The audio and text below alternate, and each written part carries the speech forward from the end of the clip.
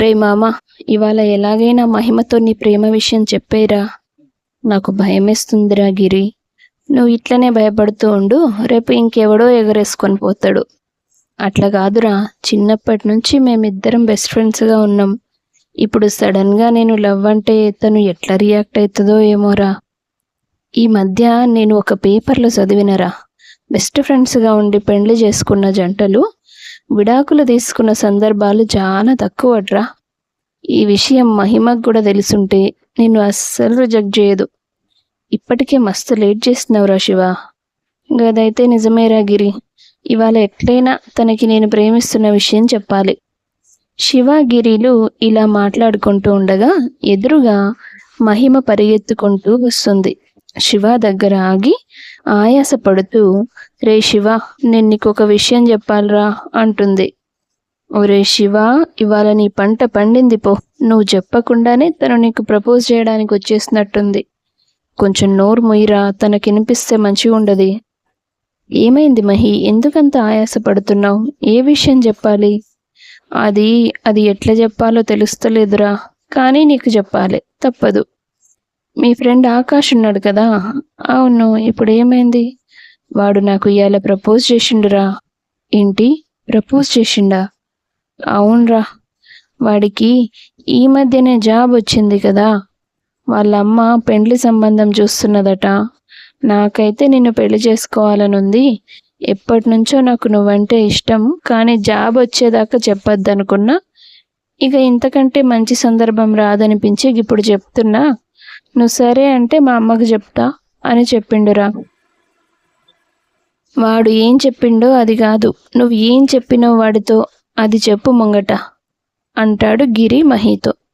అంటే ప్రేమించుకుందాం, పార్కులకు పోదాం అనే చిల్లర వేషాలేం వేయకుండా పెళ్లి చేసుకుంటా అన్నాడు కదరా.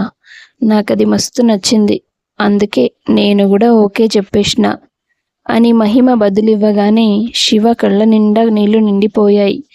గొంతు మూగబోయింది. మహి ముందు బయటపడకుండా తన కన్నీళ్లను ఆపుకొని మౌనంగా నిలబడి ఉన్నాడు. అరే శివ, నువ్వు చెప్పురా, నేను చేసింది కరెక్టేనా? అది ఓకే చెయ్యకముందు అడగాలి, ఇప్పుడు అడుగుతున్నావా? ఏంద్రగిరి, ప్రతిదానికి నువ్వు మధ్యలో దూరుతావు. నేను అడుగుతున్నది శివని. నీకు నచ్చితేనే కదా యాక్సెప్ట్ చేస్తావు. నువ్వు హ్యాపీ అయితే నేను కూడా హ్యాపీనే.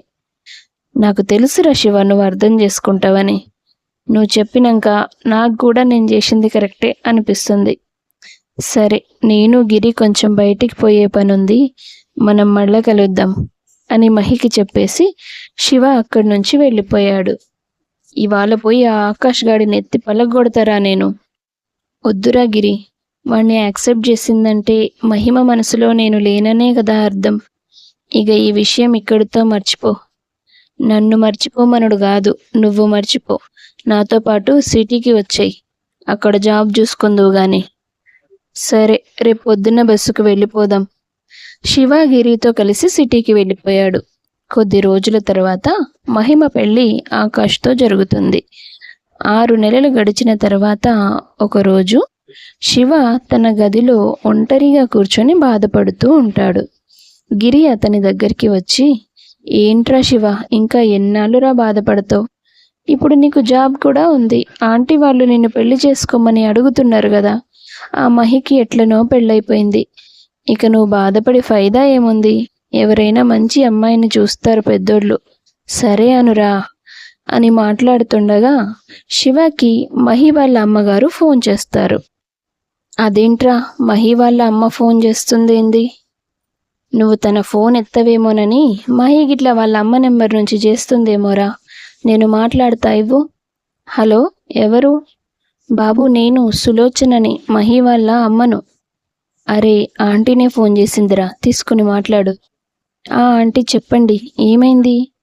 మహి గిట్ల నీకు ఎప్పుడైనా ఫోన్ చేసిందా ఈ మధ్యలో? లేదాంటీ, మస్తు రోజులైంది, నాకైతే ఫోన్ చేయలేదు. ఎందుకట్లా అడుగుతున్నారు? మహి పరిస్థితి ఏం మంచిగా లేదు శివ. ఏమైందాంటీ, ఎందుకట్లా అంటున్నారు? మహి పెండ్లైనాక 3 నెలలు మంచిగానే కాపురం చేసుకున్నారు. ఆ తర్వాత అల్లుడు ఇంకెవరో అమ్మాయితో తిరుగుతున్నాడని తెలిసి మహి ఇంట్లో గొడవ చేసిందంట. తల్లి కొడుకులు ఒకటైపోయి మహి మీద చేయి చేసుకున్నారట. మహి నాకు చివరిసారి ఫోన్ చేసినప్పుడు చెప్పింది ఇవన్నీ. తర్వాత రోజు మేము ఇంటికి పోయి అడిగితే ఇంట్లో గొడవ పెట్టుకొని మీ దగ్గరికి వస్తానని వెళ్ళిపోయింది, ఇక్కడైతే లేదు అని చెప్పి పంపించేసిర్రు మమ్మల్ని. మహి ఇక్కడికి రాలేదు, ఎక్కడికి పోయిందో తెలియదు. నాకెందుకో అనుమానంగా ఉంది.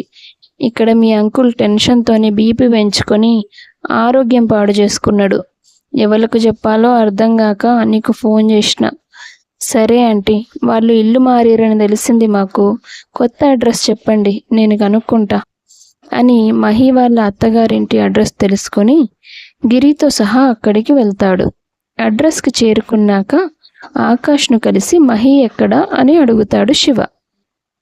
ఏంటి, వాళ్ళ అమ్మ వాళ్ళు ఈసారి నిన్ను పంపించారా? పోయినసారి వచ్చినప్పుడు చెప్పినా కదా ఇక్కడ లేదు, ఎటో పోయింది, మాకు తెలియదని. తిన్నదరక్క ఇంట్లో గొడవ పెట్టుకొని వెళ్ళిపోయింది, ఇక్కడ లేదు, నువ్వు పో ముందు అని శివాని కసురుకుంటాడు ఆకాష్. నువ్వు ఏది చెప్తే గది నమ్మేస్తా అని అనుకుంటున్నావారా? ముందు నువ్వు పక్కకు జరుగు అని ఆకాష్ను తోసేసి ఇంట్లోకి వెళ్ళి చూస్తాడు. ఏ బాబు, ఏంది నీ దౌర్జన్యం అంటూ ఎదురుగా వస్తుంది ఆకాష్ వాళ్ళమ్మ.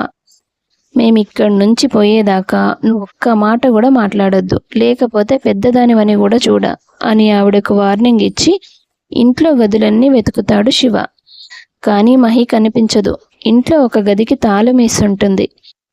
అది చూసి తాళం పగలగొడతాడు. తలుపు తెరిచి చూసిన తరువాత అతని మనసుకు కలిగిన బాధ కంటే తీవ్రమైన బాధ జీవితం మొత్తంలో ఎప్పుడూ కలగలేదేమో అనిపించింది శివాకి.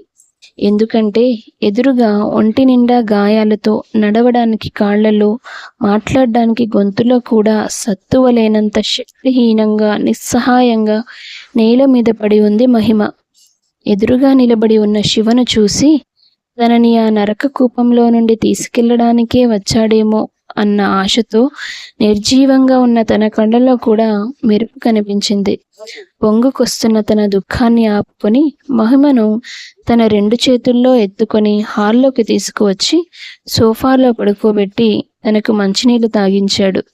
మహి ఒంటి మీద ఉన్న గాయాల్ని చూసి తనకు కలిగిన బాధని, కోపాన్ని ఆవేశంగా మార్చుకొని అరచేతిని ఆయుధంగా మలుచుకొని తన కోపం, కసి తగ్గే వరకు ఆకాష్ని చితకబాదాడు శివ. ఆ తర్వాత మహిని హాస్పిటల్కి తీసుకెళ్లి ట్రీట్మెంట్ చేయించి ఆమెను పుట్టింటికి తీసుకెళ్లాడు. మహి కాస్త కోలుకున్న తర్వాత ఆకాష్ మీద కేసు పెట్టి అతన్ని జైలుకు పంపించి విడాకులు తీసుకుంటుంది. కోర్టు నుండి ఇంటికి వచ్చాక మహికి ఇక ఆ రాక్షసుడితో ఎలాంటి సమస్యలు ఉండవనే సంతృప్తితో ఇక నేను వెళ్ళొస్తాను అంటూ గుమ్మం బయట నుండే వెనక్కి తిరిగి వెళ్ళిపోవడానికి సిద్ధపడ్డాడు శివ. మహి శివ చెయ్యి పట్టుకొని నేను కూడా వస్తా పదా అంటుంది. ఆ మాటలు విన్న శివ ఇంకా మహి తల్లిదండ్రులు అర్థం కానట్టుగా చూస్తూ నిలబడిపోతారు. ఇంకా ఎన్నిసార్లు శివ నన్ను వదిలేసి నీ తోవ నువ్వు చూసుకుంటావు? ఆ రోజే నేను నిన్ను ప్రేమిస్తున్నాను, మనిద్దరం కలిసి బతుకుదామని నువ్వు ఒక్క మాట గిట్ల చెప్పుంటే నేను ఇటువంటి నరకం చూడాల్సి వచ్చేదా? మహి, ఏం మాట్లాడుతున్నావు నువ్వు? నా పెళ్లి జరిగిన రోజు నువ్వు పడుతున్న బాధ చూసి గిరి నాకు ఫోన్ చేసిండు. తను మాట్లాడే విధానం బట్టి నాకు అర్థమైంది తను బాగా తాగేసి ఉన్నాడని. చిన్నప్పటి నుంచి శివగాడు నీ మీదే ప్రాణం పెట్టుకొని బతుకుతుంటే నువ్వేమో పోయి ఆ ఆకాష్ గాడిని పెళ్లి చేసుకుంటున్నావు. ఈడ నా దోస్తు గుండె ముక్కలై పాగల్గాన్ లెక్క ఏడుస్తూనే ఉన్నాడు అని తను చెప్పాలనుకున్నవన్నీ చెప్పేసి తిట్టాలనుకున్నవన్నీ తిట్టేశాడు. వాడు ఒక 4 గంటల ముందు ఫోన్ చేసి ఉన్నా కూడా పెండ్లి ఆపేసి నీ దగ్గరికి వచ్చేసేదాన్నిరా నేను. నీలాంటోని ఏ ఆడపిల్లరా వదులుకుంటుంది?